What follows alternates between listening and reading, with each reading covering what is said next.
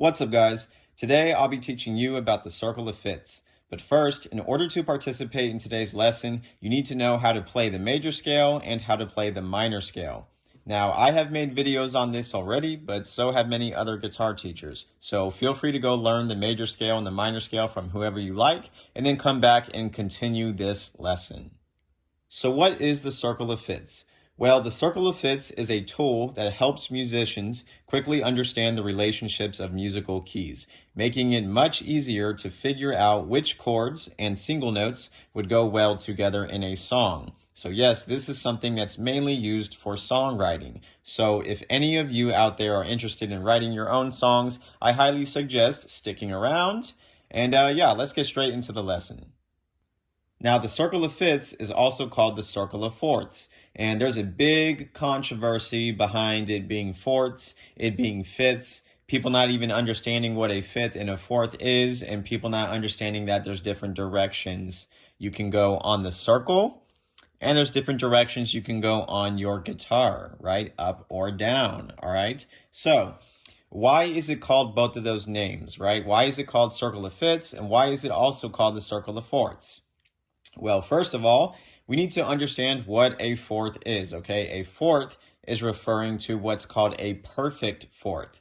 A perfect fourth is when you travel 5 half steps or semitones on any instrument, okay? So for example, from 0, right, open, to the 5th fret, right, how many did I travel? I traveled 5, right? Because I start at a starting point, and it's 1, 2, 3, 4, 5. Okay, so that means I traveled a perfect fourth, okay? Now, this is the low E string, right? When I play it at 0. So what that means is that if I was to start, let's say the major scale at E, right? From here, and I played the major scale, right? This is my perfect fourth. And notice how it was the 4th note I played in the major scale, right? 1, 2, 3, 4. So perfect fourth, and it's 5 half steps, okay? All right, and then let's discuss what a perfect fifth is. A perfect fifth is when you travel 7 half steps, okay? Now, if you're in a scale, the perfect fifth will be at a certain position, just like the perfect fourth, right? So in the major scale, if we were playing this low E string, and we started the major scale there, that means we have the E major scale. So our perfect fourth was here for the E major scale. Now, for the perfect fifth, you go 7 half steps, okay? So this would be the perfect fifth. Now, what if you start at a different place, right? Like we're not starting at 0, you're still gonna count the same, right? So here is the letter G because E, F, F sharp, G, okay? So as long as you know how to count your letters, all of this should make sense, okay? So I start at G, right? So where would my perfect fourth be? Well, a perfect fourth is how many half steps?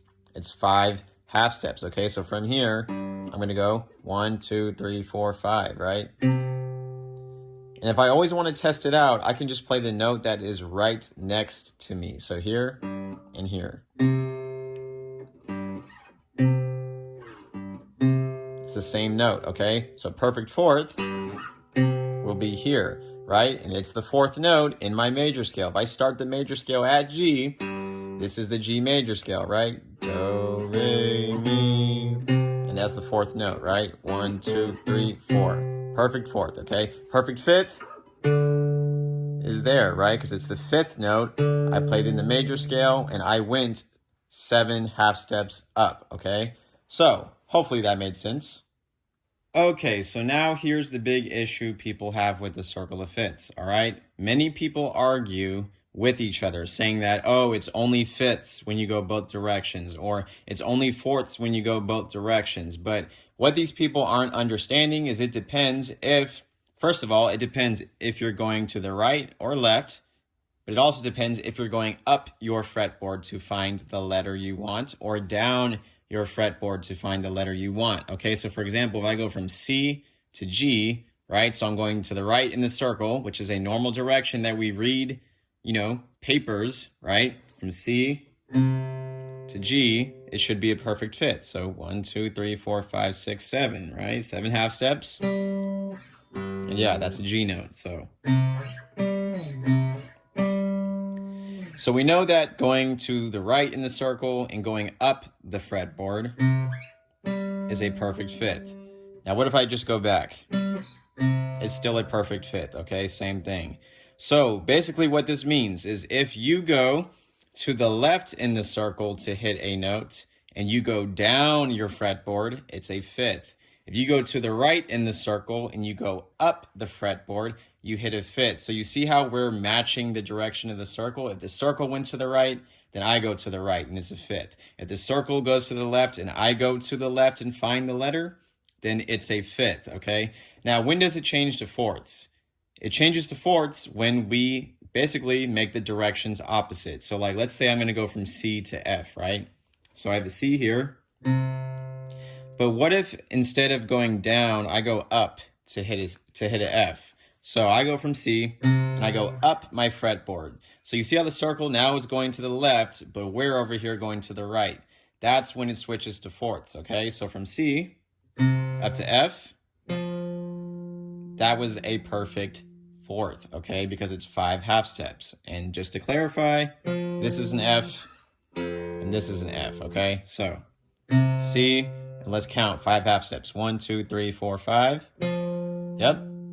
So if I go up to the letter that's on the left, then it's a fourth, okay? And then let's go ahead and kind of flip it the other way. Let's say I'm going from C to G, okay? So back going from C to G, but this time I'm gonna go to this C here, right? This is a C note, okay? Same as this note. So what if this time, instead of going up to G, I go down to find the G letter? That's also what makes it a fourth, okay? So that means it's 5 half steps. So from here, 1, 2, 3, 4, 5, yep. So that's the difference between fifths and fourths in the circle of fifths. So yes, it does indeed have fifths and fourths. Make sure that you guys understand that. Do not let anybody tell you, oh, it's only fifths or it's only fourths, because it's not, okay? It depends on the direction you go. So like I said, we normally read languages, right? Like when you write a paper, you read from left to right, okay? So if you go to the right, like a normal person would, how a clock goes, you're traveling fifths, okay? And you're going up the fretboard like a normal person would, right? Now, if you choose to go down the fretboard this way and you go left around the circle to your letters, then you're still going fifths, okay? So all normal, it is fifths, okay? But once you do the opposite directions, right, then it turns into fourths, all right? All right, now here's something really important that we have to discuss. What about the distance between the top and bottom letters? What about these? Well, first of all, let's talk about how these relate to each other because it's very important. The top and bottom letters are relative, meaning A minor is the relative minor of C major, and C major is the relative major of A minor. Okay, they go together in the same song. Even though one is major and one is minor, they go together, right?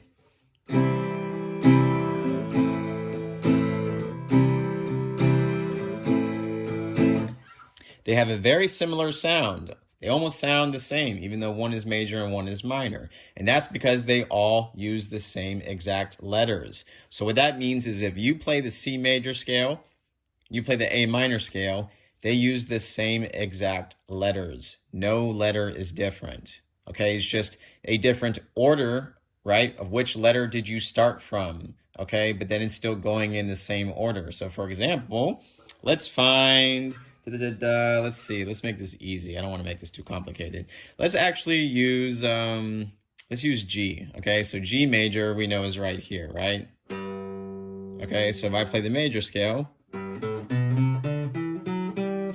okay, the minor scale would be at the note E, right? Like ignore the minor for a second. What letter is it? It's E. And where do we have an E? We know G is here. And we know that the low E string is E. Okay, so then I would play the minor scale from the E. Does that make sense to y'all? Hopefully it does. So let's put it to just a single string real quick so you can really see how it works, right? So like let's say we have the major scale at G, and then I go and I finish it, right? The minor scale is always just 3 frets down. That's it. The minor scale is always 3 frets down from the major scale, okay? So if somebody, like let's say a live band wants me to improvise with them, right? Like let's say I'm at A, right? A major. They're like, we're playing in A major. I'm like, okay, great. Now I know that I have all the notes in the A major scale to play around with while we're freestyling. But I can indeed go down 3 frets, 1, 2, 3, which here is an F sharp, which means F sharp minor is also correct. Even though a lot of people don't like to see it that way, all the letters are the same. I can play the letters that are in F sharp minor or A major. It doesn't matter if the song is in A major or F sharp minor. They have the same exact letters in them, okay? So this is kind of when you start learning what modes are on the guitar, okay? But we're not going to dive in too deep there because it can get confusing. Now, what if you don't have room to go 3 down, right? Like what if we started here, which is an F sharp, right? It's F sharp because E, F, F sharp. What if I have F sharp major and I want to find my minor? Well, I can't go 3 down, right? So that means I would have to go up to find it, all right? So if you go up to find your minor, then it's going to have to be 9 half steps, okay? But besides that, this should always be relatively easy for you to do, okay? Now, if you were going to find the minor on a different string, right? Like let's say you were here, and you didn't want to have to go 9 up to find it, right? Well, what you can do is just go 4 up on the next string, and then you'll find the minor, okay? And yeah, that's pretty much it. So just make sure you practice this because you'll have a hard time with it if you don't practice. So try to work this on the guitar, and I promise you it will make sense, okay? And in case this didn't make sense to you, right? Like let's say I have a G minor. Where would my major be? Well, I go 3 up, right? Major happy, so up, I'm feeling uplifted, right? Minor, I'm feeling like I'm minor, like I'm down. You know, I'm looked down upon, so go down, right? So those are the natural directions. So, right, if I start at G minor and I go to major, that means it would be up 3. I'm feeling really major today. 1, 2, 3. That would be my major. Okay, so G minor. And because A is here, that means this is A sharp major, okay? So yes, that means my minor scale would be right here. And then right up here would be where I play my major scale, right? Same letters.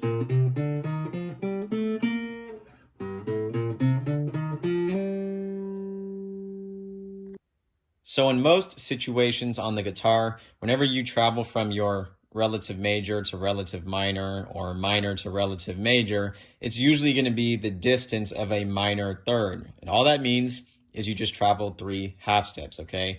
Now sometimes, like I said, if there's not enough room for you to go down to find your minor, then yeah, you're going to have to climb up by 9 half steps, and then we're getting into different intervals. But most of the time, right, your circle is going to be in fifths, it's going to be in fourths, or it's going to be in minor thirds, okay? So you should expect there to usually be just 3 half steps between your top and bottom letter, right? But I'm not talking about intervals or distances going this way. You go diagonal, that's completely different, okay? I'm just talking about linear, right? This way, that way, or this way, okay? Fifths, fourths, minor thirds, all right? So how do you actually make music using the circle of fifths? Well, that's what I'm about to show you, okay? Now today, I broke it down into 3 steps, okay? And it's a lot more basic than it is advanced, okay? But still, as long as you know the basics, you'll be able to make a lot of progress and you'll understand how the advanced stuff goes. Most of the time, especially when you see something very special that I'm including in today's video, okay? So let's go ahead and jump into the 3 steps for how to make music with the circle of fifths. So step number 1 to making music with the circle of fifths is that you need to understand how to look at the circle of fifths. This is how you need to look at it. You have to pick what section of the circle you want to focus on in order to make a song.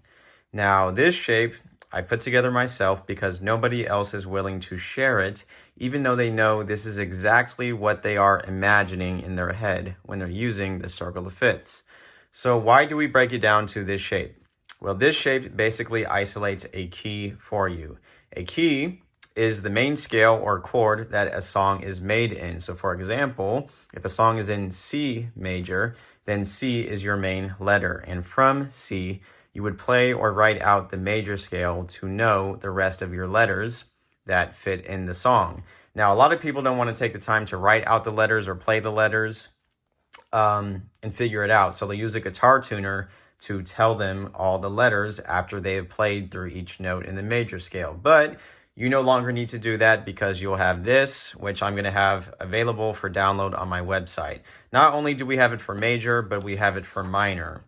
And so basically what you do is you slide this shape over the circle of fifths, right? So for example, if you wanted to make a song in C major, then C is your 1, right? Because that's going to be the main root of the song, right? You're in C major, so C is your 1. And so now it has revealed to you what your 2 will be, what your 3 will be, what your 4 will be, your 5, 6, 7, and so on.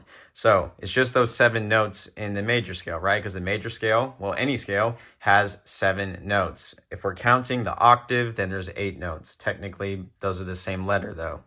So now this here at the bottom is telling you what type of chords they would be, okay? So what it's saying is that your C, right, would just be major, right? It's saying your 2 would be minor. It's saying your 3 would be minor. So now you know if you're playing in C major, you know which numbers or letters are going to be major, minor, or diminished. For diminished, people also like to use 7th chords, or they just leave it as minor as well, okay? And so I have this sheet for major, but I also have this sheet for minor, okay? So there's major and there's minor. So if you were going to try to play a song, but you wanted it to be in a minor key, well then your minor, right, whichever minor you pick, like for example, G minor, right, would become your 1. And so you would slide this shape around the circle and then you would, basically fill in the blanks. And so, yeah, this is kind of step 1 to making music with the scale. You need to just understand how to look at it. And this is exactly how you look at it. And so from here,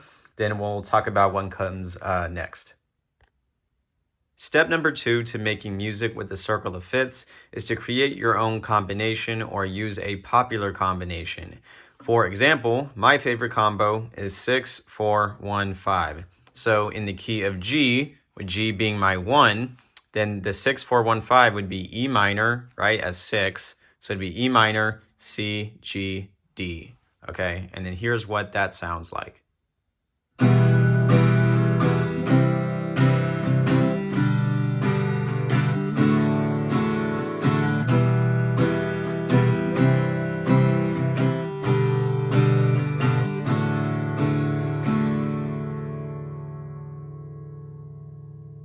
Now, the cool thing about doing your chord progressions by numbers is that you can copy the same combo and put it in all keys, okay?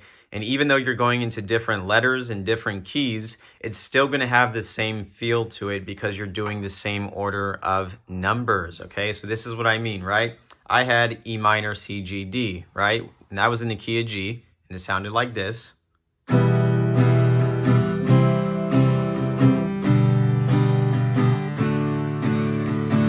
Now, if I go into the key of C instead, so I make C my 1, right now, that means my 6, 4, 1, 5 is going to be A minor, F, C, G, instead of E minor, C, G, D. And right, the sound is very similar.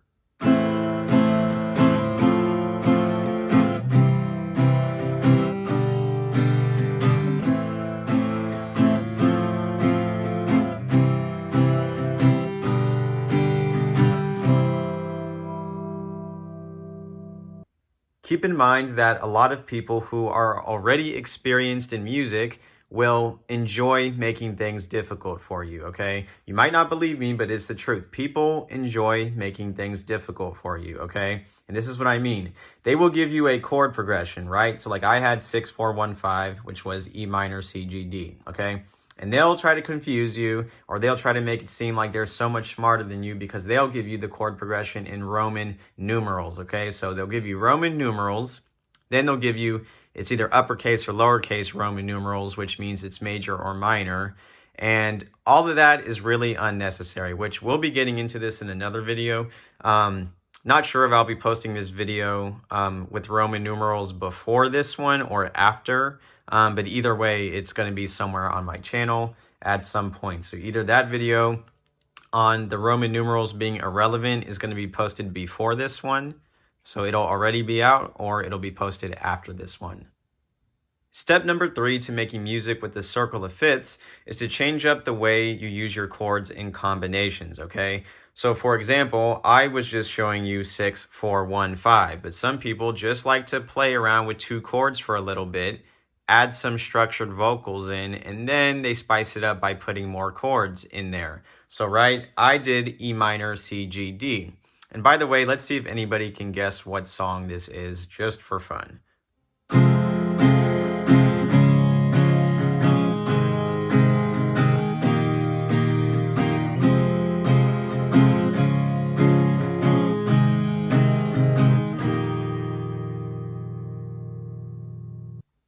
So now let's give you a different way that you could go about your chord progressions, okay? So like, let's say I want to be in the key of C, okay? Well, I can use C, and I can use the relative minor, A minor, okay? So let me just switch between those for a little bit, right?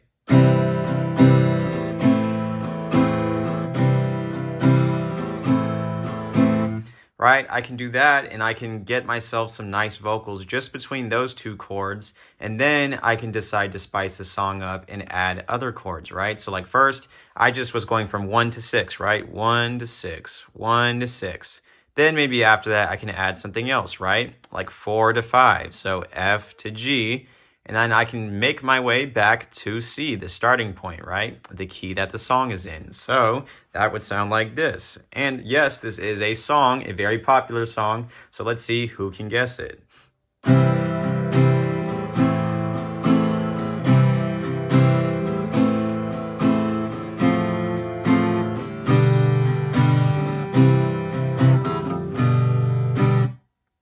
There are even some instances where you can use the same 2 chords 3 times in a row. So I'm going to use C and G 3 times in a row, and then I'll add something different, okay? So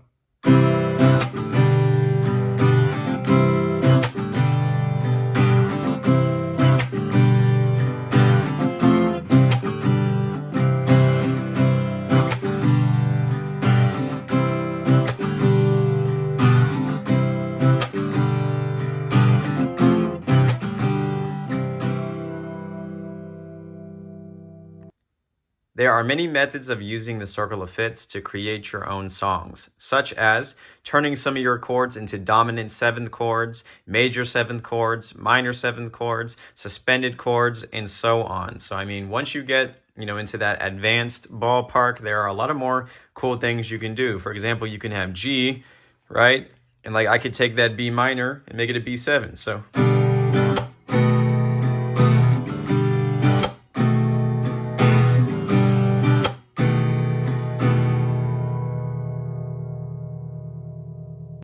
all right, so that pretty much concludes the 3 main steps to using the circle of fifths to make your own songs. However, there is one more thing I want to talk about, and that is how to know what key a song is in, because this is something I struggled with for a long time until I figured this out, okay? So when you're listening to a song and you want to find out what key it's in, you have to think about where would the song finish, like what chord would make the song finish perfectly, because a lot of professionally produced songs, they don't actually finish or resolve back to the main chord or the main scale, whatever, main key of the song, right? So like you could have some sort of finish that's like, it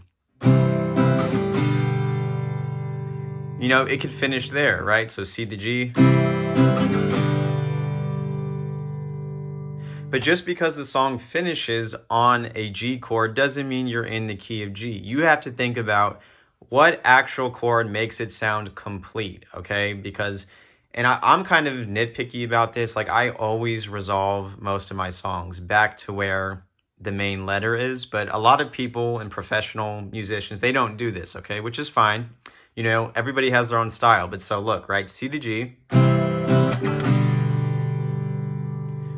to me, it does not feel like the song should finish there. It actually feels like it should go back to C. And then it has a perfect ending, okay? So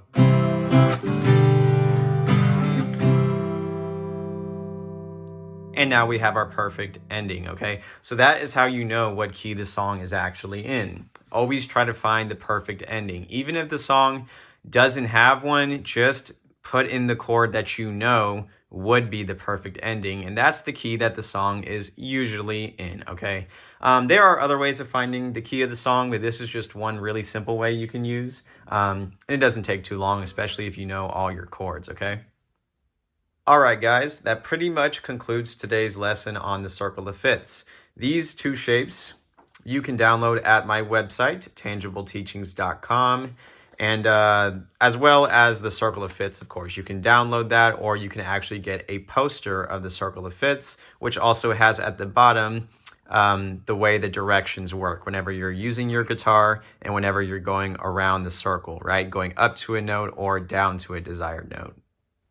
To find those downloads, simply just click on the links that I already put in the description of today's video.